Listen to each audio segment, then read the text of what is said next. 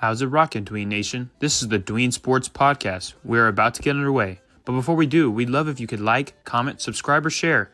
We are posting weekly sports content, and we want to build up the brand that is Dween Sports. Thank you all, and enjoy. Let's talk about Duval now, team. All right, we're in the offseason discussions. New head coach in the building. Liam Coen here. Trevor Lawrence. You got BTJ. There's some names, but new scheme, new everything for Jacksonville. They're coming into a season where Lawrence is another year through, and we just haven't seen that hype that we saw when he was coming into the league.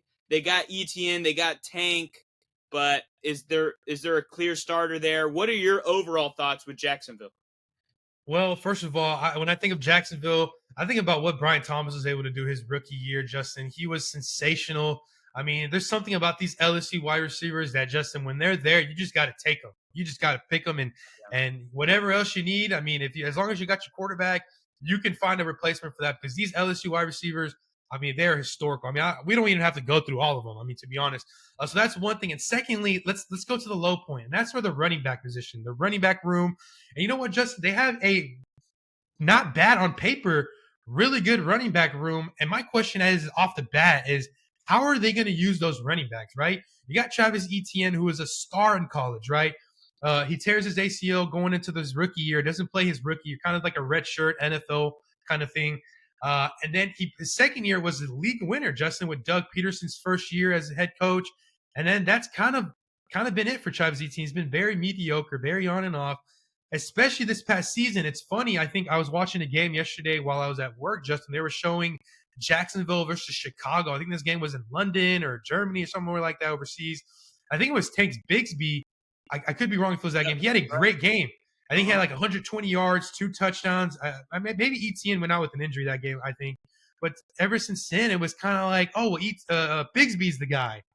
And then Bigsby, we didn't really hear from him after those couple great games in the season either. So it's like, what is Coen going to do as the new head coach? And this is something interesting to talk about, Justin, that when he was the offensive coordinator in Tampa Bay, Bucky Irving there had a great rookie year, Justin. Bucky Irving you could say he was one of those league winners as a rookie. But then you had Rachaad White, who also had some great games throughout the season. And then, Justin, I think somewhere in the middle, it was Sean Tucker who had a top 1 finish game, and it was in New Orleans. I think it was that matchup in the Superdome. And, Justin, I feel like that is very interesting that a lot of NFL fans are not talking about, a lot of fantasy news and podcasts aren't talking about, but we'll cover it here, Justin, that now that you see what Bucky Irving and Sean Tucker and Rachaad White were able to do with Coen is now the head coach in Jacksonville, and you got those 2 running backs that can be budding stars there. And I like Etienne actually better than Bigsby. I know it's not a difficult decision, but I think Etienne is going to have a revival year, and I think people are only going to draft him, Justin, in fantasy in the 6th or 7th round. And it's like, it's very interesting. A lot of people are not looking at this Jacksonville running backs. Yes, it did not end pretty, but it's a new coaching staff, and that's really what I'm thinking off the bat as far as Jacksonville. No, I like that you mentioned the parallels. I mean, Coen was just with Bucky Irving, Rachaad White. Now he gets somewhat of a similar situation with Jacksonville. I think Tank Bigsby might be more of the goal line back, more of those tough yards, and then Etienne can maybe start becoming more of the receiving back that we saw from him in college. Yep. I feel like we haven't seen that quite yet, which has been a surprise. But I agree. I think that Liam Coen, even though he's gotten with the whole memes and then the whole, he was going to Tampa, or he was going to stay in Tampa, come back. There was like a little drama and little extra off the field nonsense going on. I really think he's a great mind, though, and a great offensive mind to really help Trevor Lawrence blossom into something that we haven't seen, to continue BTJ's rise and to become a top 5 wide receiver in this league. But then you have to also look, where is the rest of the offense going to come from? They got, they parted ways with Evan Ingram. They traded away Christian Kirk. They have Gabe Davis. They have Britton Strange any can take a next step. Yeah. And they also signed Diami Brown from the Washington Commanders. So do you have any thoughts on what any of those, secondary, tertiary pieces bring to Jacksonville and to fantasy? You know what, Justin? I think Gabe Davis is a deep sleeper because look at it this way: I've compared parallels between Tampa's offense past season and what is going to happen in Jacksonville, right? Chris Godwin, before he got hurt, he was on a historic pace, right? Mike Evans, no one really expected Mike Evans to break out with Baker Mayfield post Tom Brady era. He was going to go to Houston, he was going to go maybe to Kansas City in the offseason, but no, he came back to Tampa. I think he missed a couple games, and he was able to end the season off with 1,000 yards receiving. So that is very interesting. That you got to give credit to Liam Coen there as offensive coordinator.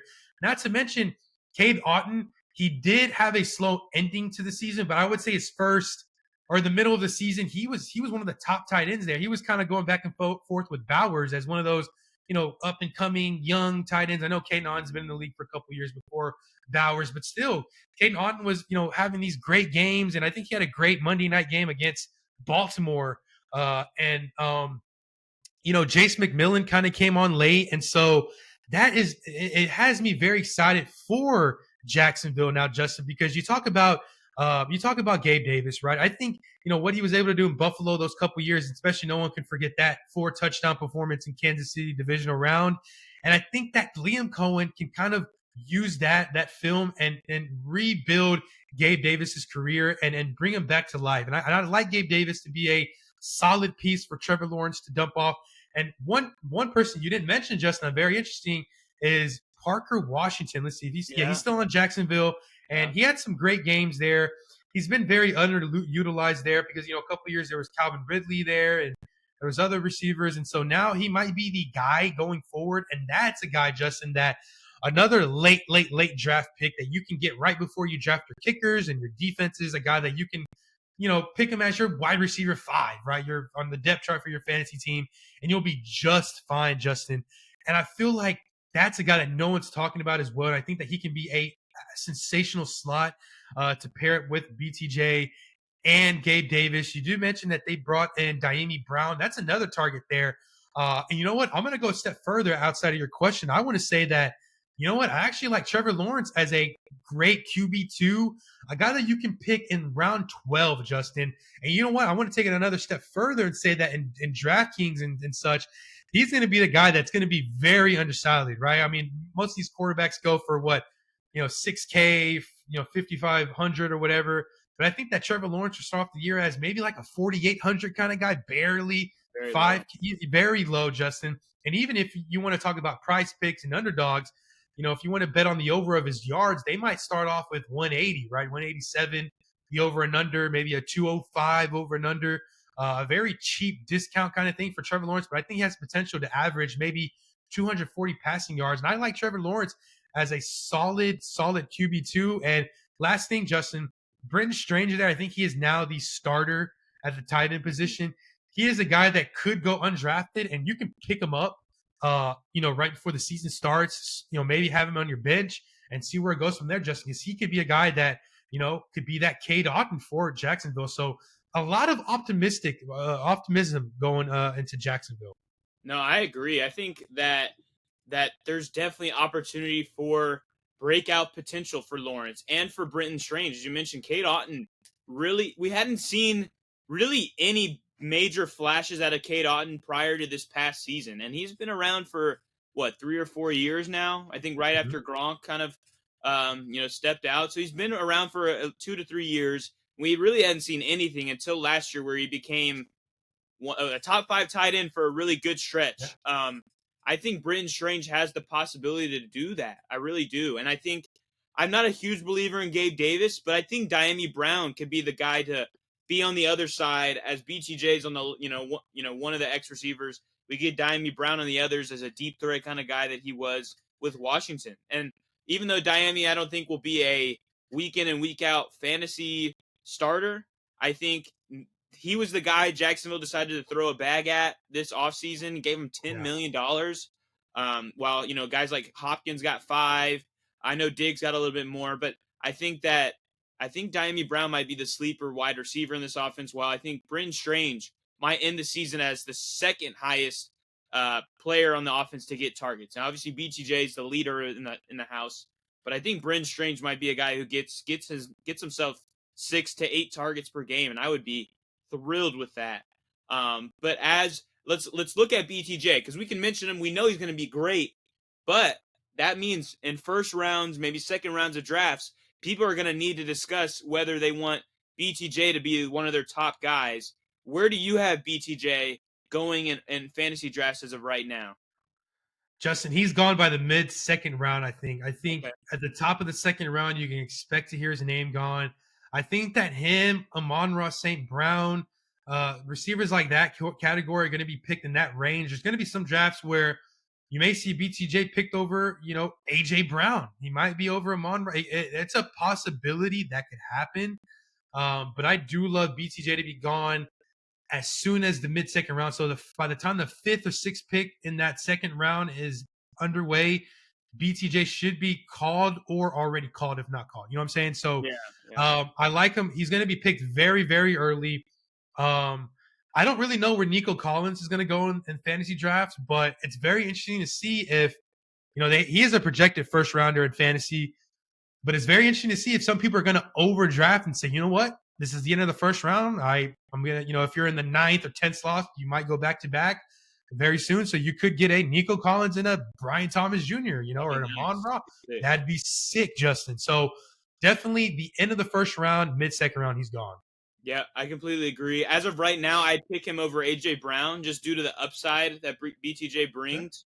Yeah. I think A.J. might be a safer player because BTJ could have a sophomore slump, or Trevor Lawrence could struggle, or Liam Coen could struggle out the gates because he's never been a head coach.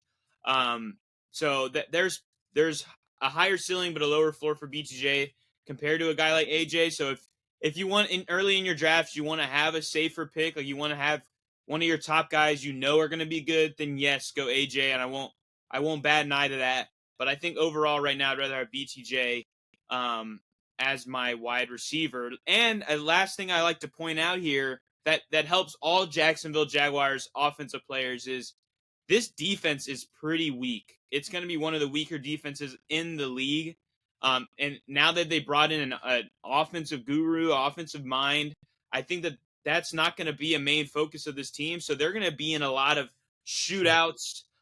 Trevor Lawrence is going to need to throw the ball a bunch. So I think that's all good things for BTJ, Diami Brown, Britton Strange, maybe a little ETN, maybe Parker Washington can find himself a solid role in this offense. But yeah, I think and for like their output, their wins and losses, they have an ability to be the second seed in the division if the Colts don't do what people want them to do. That Anthony Richardson doesn't play out.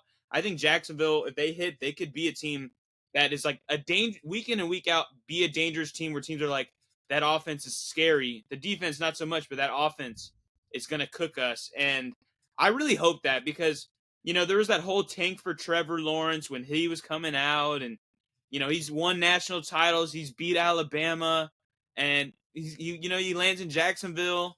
And it just we haven't seen that. And I would like to see those luscious locks get some W's. I mean, come on, let's see some sunshine in, the Sunshine State. So that's kind of our thoughts, Dween Nation, over the Jaguars. We got one more team to discuss in the AFC South, and that is the Tennessee Titans.